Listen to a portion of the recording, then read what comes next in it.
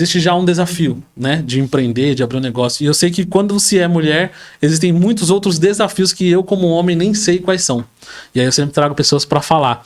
E aí eu queria abrir o nosso papo, Fê, perguntando para você hoje, na sua história de vida, desde quando você começou a trabalhar por conta, qual que foi o maior desafio que você já passou na sua vida? Olha, é uma pergunta bem legal de se começar. Eu acho que, na verdade, é o medo, né? O medo de a gente abandonar o nosso CLT, o medo de falar assim, será que nós estamos no caminho certo? Ainda mais, eu tinha 8 anos de trajetória, né? No CLT, no banco, então eu já tinha uma carreira para poder falar assim, não, eu não quero mais e vou iniciar no empreendedorismo, porque o empreendedorismo, ele é uma dúvida, né? Nós não sabemos o dia de amanhã, a gente é uma plantação, você planta hoje e colhe amanhã, e nem sempre os frutos vêm com tanta rapidez, né, como um salário todo mês ali fixo. Então, é uma luta diária, é algo que eu falei no podcast anterior e repito e digo, é você viver pela fé.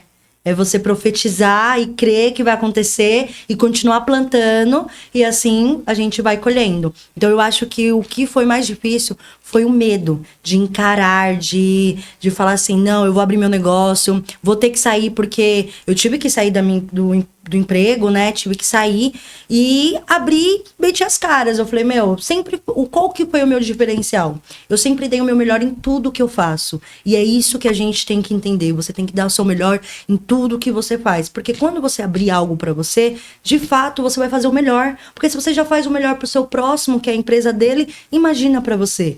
Então, eu sempre dei o meu melhor e não deixei de dar quando me tornei empresária. E hoje, para a honra e a glória do Senhor Jesus, no primeiro podcast, acho que eu tinha uma funcionária só. Hoje nós já estamos com um quadro de 3 funcionários. Para honra e a glória do Senhor Jesus, Parabéns. nós temos aumentado. Somos vendedores indicados pela Shopee. Então, significa que a gente faz um ótimo trabalho na Shopee. Temos mais de 5.000 vendas na Shopee. Hoje nós temos no nosso grupo de revendedoras, né? Mais de 300 clientes, revendedoras fixas. Então, hoje, graças a Deus, nós estamos lutando para ensinar as nossas revendedoras a como almejar a vida financeira estável, a independência financeira, né? Às vezes a gente fala assim, mas é tão difícil. É difícil em todo que é lugar. Se você for hoje sair do seu emprego e iniciar em um novo, é difícil. Você vai ter que passar pelo processo de aprendizagem, você vai ter que buscar aprender, você vai ter que buscar se comunicar, ser didático, ser comunicativo. E o empreendedorismo não é diferente. A diferença é que primeiro você corre muito, né? Quando a gente se torna empresário, a gente faz tudo. A gente faz o marketing, a gente faz o financeiro, a gente faz tudo. A gente faz tudo. E a gente tem que dar conta de tudo. E por isso que uma das coisas que você tem que estar bem é saúde mental. A sua saúde emocional tem que estar muito bem. Porque se você não conseguir cuidar de si mesmo, é uma chance muito grande de você também não conseguir lidar com uma empresa. Porque conforme você vai crescendo, você vai lidando com muitas dívidas. Porque hoje o Brasil, ele é um dos países que mais pagamos tributos, né? Então, você tem que estar muito bem. Se você tiver uma equipe, como que você vai adequar essa equipe? Como que você vai trazer essa equipe para você? Como que é o seu feedback? Na hora do seu feedback, você tem uma comunicação onde você traz o seu colaborador para você ou você tem afastado ele de você? Então, você como uma líder, são vários fatores. Você tem que ser exemplo, você tem que trazer a sua equipe para você, movimentar de uma forma que gere benefícios para ele e ele vista a camisa junto com você. Porque é que nem o povo fala, né? Quem engorda o gado é o olho do dono. Mas se você tiver uma equipe competente que você souber treinar, ele também engorda. Porque também pode engordar o bolso dele. Entende? Que todos ganham. Se você me ajudar, eu te ajudar, todos ganham. Então, eu acredito que é uma base de tudo. E aí, conforme a gente vai passando dos níveis, a gente vai aprendendo mais e mais, né? E um desses cenários que eu mais acho importante a gente dizer é o quanto a gente tem que treinar uma boa equipe. O quanto nós temos que aprender, porque às vezes a gente fala assim, eu sou uma boa líder. Será que você é uma boa líder? Será que você lidera bem a sua equipe ao ponto de elas quererem vender para você? Então, é um dos pontos, dos fatores que hoje muitas das empresas acabam quebrando, isso é cientificamente falando, tá? É por conta da equipe. Você vê muito telemarketing, acho que você já trabalhou no telemarketing, né? Você vê o tanto de funcionário que não tá nem aí pra nada na equipe, e tem outros que fazem o trabalho deles e mais. E são sempre os recompensados, não tem jeito. Então, a gente tem uma sabedoria, um discernimento, uma estrutura de conhecimentos para passar para nossa equipe, se torna mais fácil, porque as nossas demandas vão diminuindo. A gente vai demandando, vai ensinando elas, e a gente vai diminuindo, tendo tempo de quê? De criar coisas novas, de fazer um novo marketing. Porque, querendo ou não, hoje a Maçã Rosa, ela é a minha cara. Eu faço 100% o marketing dela, trabalho com tráfego pago, mas sou eu, é tudo eu. Então, hoje eu deixo a loja 100% com as meninas, né? Lógico que eu tô sempre lá, tô sempre atendendo. Às vezes tem clientes que vêm de fora, às vezes tem clientes que vêm do Nordeste para São Paulo, e aí vão lá na loja, eu já faço um atendimento especial para eles. Mas é exceções, né? Hoje eu foco 100% em investimento de marketing, porque é o que traz hoje com a internet, é o que traz o movimento, né? Então eu busco sempre estudar, gente, estudar. Ela é a maior arma nossa, é a internet, é com os estudos. Nós precisamos estudar, entender mais sobre a área digital, sobre aqueles gatilhos que o Instagram ele proporciona pra gente, sobre anúncios. Hoje em dia tem um meta que você consegue, lógico que tem que ter uma estrutura, tem que ter alguém ali responsável para te ajudar. Mas eu comecei sem ninguém me ajudar, foi só buscando na internet. Como que eu conseguiria crescer na internet? E fui buscando, fui fazendo, fui anotando, e até chegar a um ponto que hoje nós estamos... eu tive 4 Instagram derrubados. 4 Instagram derrubado, era Fernanda Mestre Acessórios, e aí fomos pro Maçã Rosa.